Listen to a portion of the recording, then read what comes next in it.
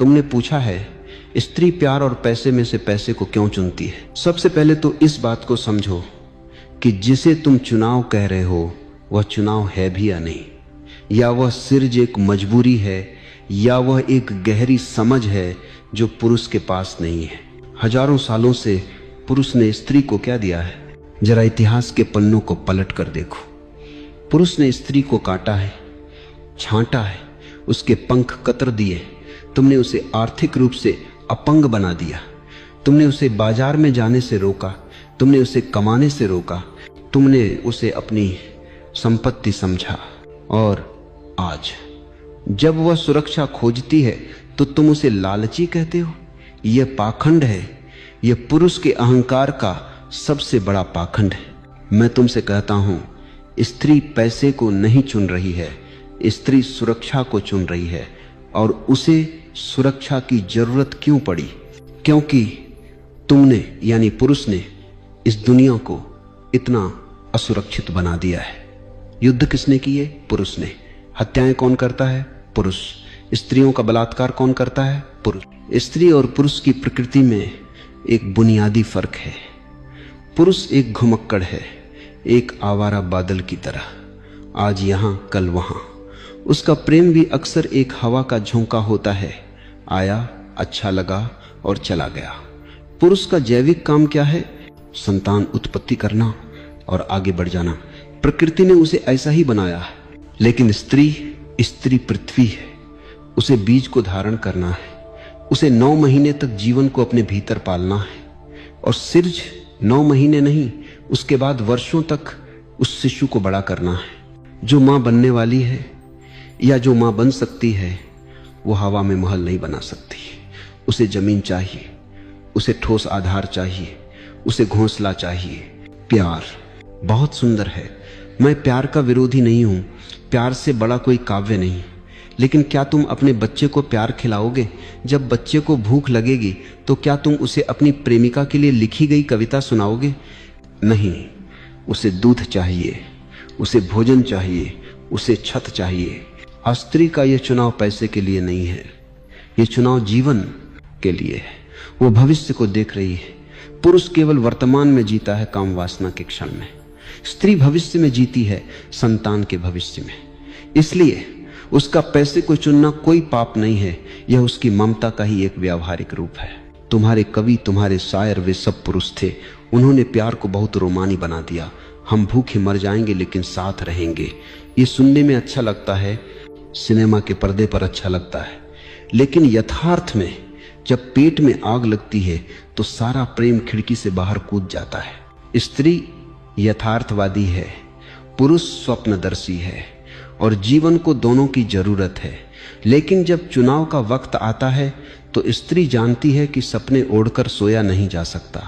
दूसरा सूत्र, पुरुष का धोखा। अब जरा दूसरे पहलू पर आओ, स्त्री के प्रेम पर। तुम शिकायत करते हो कि वह पैसे को चुनती है, लेकिन क्या तुमने कभी अपने प्रेम की गुणवत्ता को परखा है? ज्यादातर मामलों में जिसे पुरुष प्रेम कहता है वह प्रेम नहीं है, वह सिर्फ एक जैविक भूख है, वह काम वासना है जिसे प्रेम का सुंदर लेबल लगा दिया गया है। जब तक स्त्री दूर है, पुरुष उसके लिए चांद तारे तोड़ने को तैयार रहता है। मैं तुम्हारे लिए जान दे सकता हूं, लेकिन जैसे ही स्त्री पास आती है, जैसे ही वह उसकी हो जाती है, पुरुष की दिलचस्पी खत्म हो जाती है। उसका अहंकार तृप्त हो गया, उसका शिकार पूरा हो गया। अब वह किसी और शिकार की तलाश में है। स्त्रियों के पास एक छठी इंद्रिय होती है, वे जानती हैं, वे सदियों से जानती हैं कि पुरुष के वादों का कोई भरोसा नहीं, उसके प्रेम का गुब्बारा कभी भी फूट सकता है। तो अगर प्रेम इतना क्षणभंगुर है तो वह किसी ऐसी चीज पर भरोसा क्यों न करे जो स्थायी है। पैसा स्थायी है, बैंक बैलेंस धोखा नहीं देता, पैसा रातों रात अपना मन नहीं बदलता। स्त्री सोचती है, यह पुरुष आज कह रहा है कि मुझे चाहता है, कल किसी और को चाहेगा, तब मेरा क्या होगा? मैं बूढ़ी हो जाऊंगी, मेरा शरीर ढल जाएगा, तब ये मुझे पूछेगा भी नहीं, तब पैसा ही मेरा सहारा होगा। क्या यह सोच गलत है, या यह सोच उस कड़वे अनुभव का निचोड़ है जो स्त्री जाति ने हजारों सालों में भोगा है? तुमने उसे वस्तु समझा, तुमने उसे खरीदा और बेचा। शादियां क्या थीं? दो परिवारों के बीच का सौदा। दहेज क्या था? स्त्री की कीमत। जब तुमने ही उसे सदियों तक पैसे से तौला है, तो आज अगर वह खुद को तौलने के लिए तराजू हाथ में लेती है तो तुम्हें तकलीफ क्यों होती है? तीसरा सूत्र, पैसे की ऊर्जा। मेरे दृष्टिकोण को ठीक से समझो। मैं त्यागी नहीं हूं, मैं तुम्हें गरीब रहने को नहीं कहता। तथाकथित धर्मगुरुओं ने तुम्हें सिखाया है कि पैसा हाथ का मैल है, संतोषी सदा सुखी। ये सब बकवास है, ये सब गरीबों को शांत रखने की साजिश है। पैसा एक ऊर्जा है, पैसा एक साधन है। यह न अच्छा है न बुरा, यह तुम पर निर्भर करता है कि तुम उसका क्या करते हो। पैसा तुम्हें स्वतंत्रता देता है, पैसा तुम्हें अवकाश देता है। और ध्यान रहे, जब पेट भरा हो, तन ढका हो और सर पर छत हो, तभी ध्यान घट सकता है। भूखे भजन न होए गोपाला।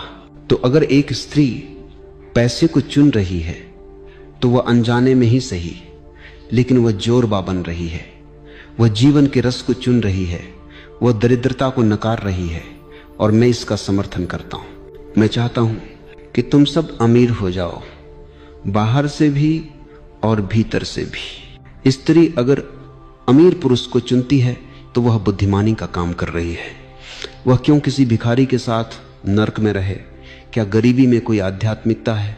नहीं, गरीबी में सिर्फ बदबू है, बीमारी है और लाचारी है। हाँ, खतरा यह है कि वह सिर्ज पैसे को ही सब कुछ न मान ले। अगर पैसा साध्य बन जाए तो समस्या है, लेकिन अगर पैसा साधन है एक सुंदर जीवन का, तो उसमें कोई बुराई नहीं। चौथा सूत्र, पुरुष की असुरक्षा। अब जरा अपने भीतर झांको। ये प्रश्न तुम्हारे मन में क्यों आया? क्योंकि तुम्हें लगता है कि तुम्हारे पास पैसे की कमी है और इसलिए तुम्हें प्रेम नहीं मिला, या तुम्हारे पास पैसा है फिर भी तुम्हें संदेह है कि स्त्री तुमसे नहीं, तुम्हारे नोटों से प्यार करती है। दोनों ही सूरतों में यह तुम्हारी हीनता ग्रंथि है। अगर तुम्हारे पास पैसा नहीं है तो कमाओ। रोना क्यों रो रहे हो? ऊर्जा पैदा करो, सृजन करो। अस्तित्व भरपूर है, यहां किसी चीज की कमी नहीं है। और अगर तुम्हारे पास पैसा है और तुम्हें लगता है कि वो सिर्फ पैसे के लिए तुम्हारे पास है, तो ये तुम्हारी कमी है कि तुम उसके भीतर अपने लिए प्रेम नहीं जगा पाए। पैसा तो सिर्फ एक दरवाजा है, तुम उस दरवाजे से उसे अंदर लाए। अब उसे रोकना, उसे प्रेम के रंग में रंगना, ये तुम्हारी कला होनी चाहिए।